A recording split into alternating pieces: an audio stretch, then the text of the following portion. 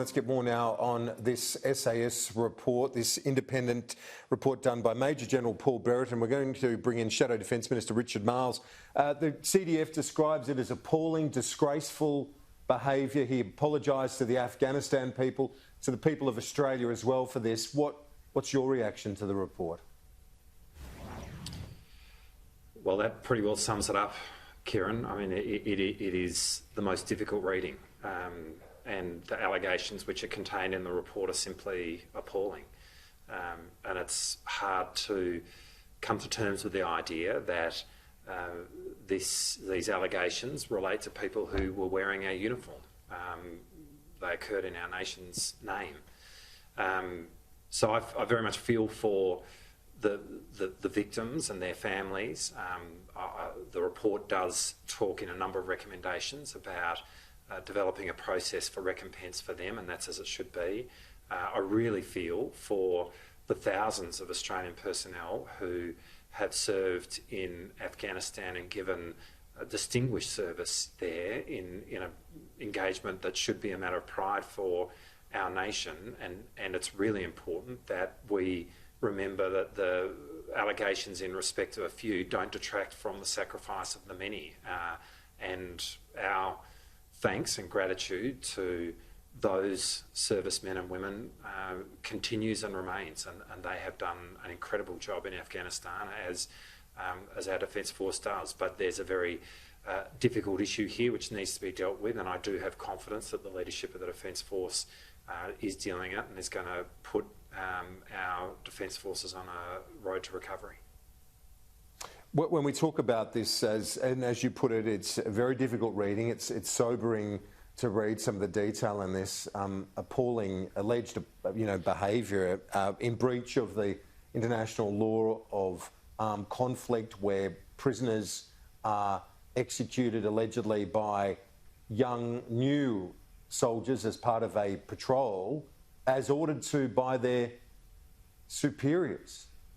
How do this is the worst sort of imaginable behaviour you could think of in the battlefield.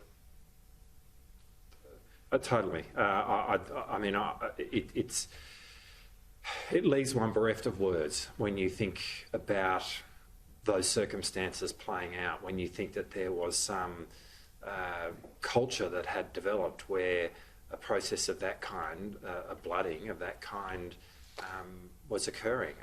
It is appalling at every level, and we need to acknowledge it, and we can't hide from it, and it has to be dealt with. But it is being dealt with, and I do think that there is a moment where, in acknowledging how appalling this is and the difficulty of this moment, we should just pause as well and acknowledge that some really brave people have put their hand up and called out when they've seen something wrong. And that is itself an incredible act of courage. Real bravery in the face of this culture. And it's because of them that we have this inquiry and now this report, and these wrongs are being uncovered and brought to light.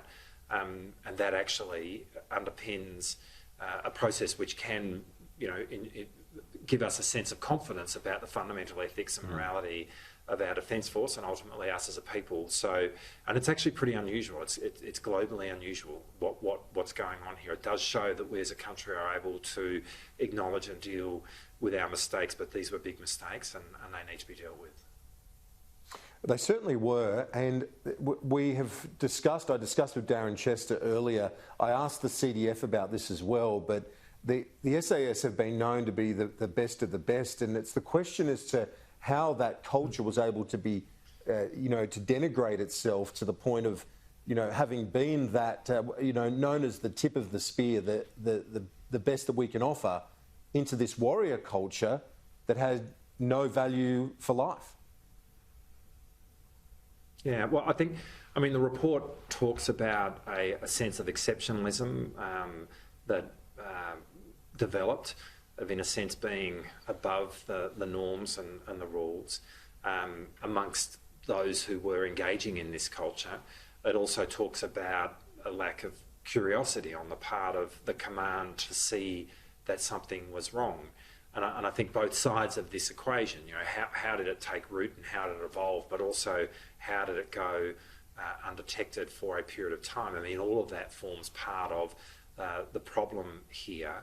I do think, though, that the report of Justice Brereton is searingly honest. Like, he hasn't missed here. And that actually gives me a sense of heart and confidence as well, that this has been looked at totally, that nothing is being swept under the carpet. In fact, quite the opposite, it's all being brought to light. And that a proper process, a legal process and a civil legal process is going to play out here in respect of the individuals, but then in respect of the organisation, the SAS, there is if you like, a cultural review which is going to be undertaken. And I, when I speak to the leadership of our Defence Force, and particularly General Campbell, who I've had the opportunity to have a briefing from in recent days, there's just no doubting the weight that they feel in respect of this, the sincerity that they have about it, but also the determination to fix it. So this goes to the other question about accountability and where it rests. Now, Paul Brereton says that there is the accountability at the patrol level, those that, committed the alleged acts, and then there's indirect accountability for those who led those individuals. More, they weren't outside the wire, so to speak, as they described it, but they had indirect accountability because it happened on their watch. In that context, are you satisfied that all of the people in place, whether it be the general in charge of the SAS now or further up the chain, that they are all appropriate leaders to be changing this culture? Yeah, look, it is a completely fair question, really an important question to be asked at this moment, but let me say in answering it unequivocally that I have complete confidence in those leaders and those people, and I know the heavy hearts that they feel at the moment, and I think you could see it actually today when you were looking at General Campbell in his press conference, when he was really asked the question about his own feelings about this, given that he was the commander of our Middle East operations for a part of this time. It was actually the first time I met General Campbell. And he's obviously feeling this enormously deeply. I mean, there is accountability of different kinds, throughout the chain of command and right down to the granular level of the patrol itself. And that accountability is clearly different, but it exists in its different forms. I think what we can take from this is a few things. Firstly, the report hasn't pulled any punches. It really has gone into it in depth. And in going into it in depth, it really does make clear that those in senior command didn't know. They just didn't know.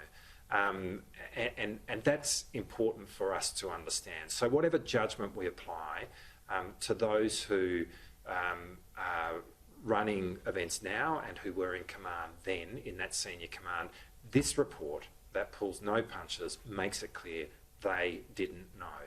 I think it's also important to understand that notwithstanding that, all of those people are feeling it. And as General Campbell said today, there's a generation of leaders who will think about this in terms of their own conscience, about what they walked past and about what they didn't notice. And actually that gives me heart that there is that kind of internal process going on in their own thinking.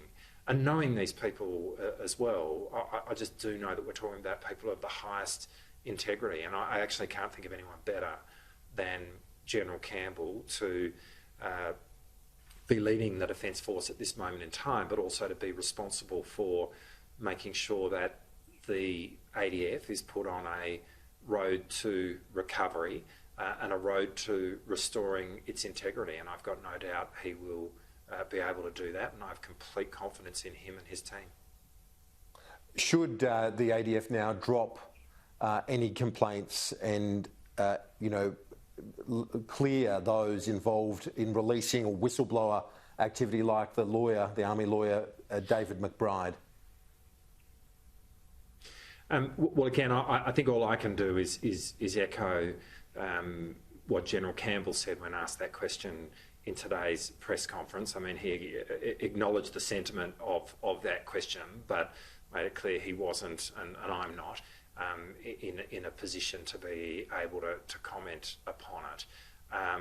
I think what we can say in the most general sense is that those who have been responsible for calling out wrongs within their own ranks are heroes. We owe them a debt of gratitude. The courage involved in that is astonishing. I mean, in my book, it is valour of the highest order. And it might come in a different form to being on the battlefield, but it is hugely significant. And but for them, we would not be in the place that we are in now. And as difficult as that place is, it is a place where we can rectify a wrong and make things right. And had those people not called out this wrong, heaven knows where our special forces and our defence forces would be at this moment in time. So, in terms of how those questions are dealt with, we must bear in mind those considerations. Shadow Defence Minister Richard Marles, thank you. Thanks, Kieran.